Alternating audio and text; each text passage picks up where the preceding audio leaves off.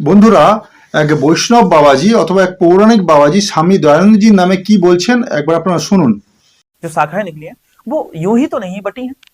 कभी जब बौद्ध हुए, हिंसा अधिक थी तो बौद्ध हुए, जिसने जिसने शांति की ध्वजा फहराई पूरे में। कभी जैन हुए, त्याग तपस्या कम हुई थी, त्याग तपस्या के प्रतीक जैन हुए थे एक समय में।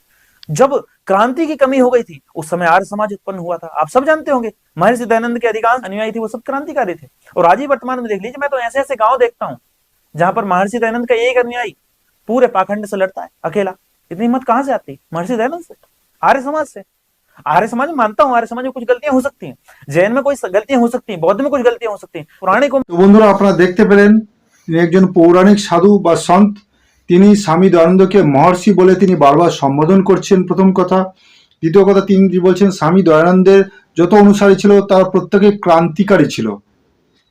কারণ কি, স্বাধীনতা আন্দোলনের একটা বিরাট ভূমিকা আর্য সমাজের দেখা যায়। পণ্ডিত রামপ্রসাদ বিসমিল, লালা লাজপত রায়, মদনলাল ধিংরা, শ্যামজি কৃষ্ণ বর্মা, নীরার্যের মতো বহু স্বাধীনতা সংগ্রামী ছিল।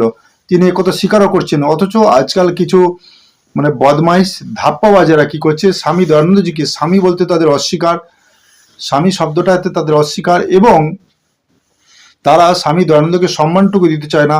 তারা নামাজি বলে, মোল্লাদের এজেন্ট বলে। ভাবুন।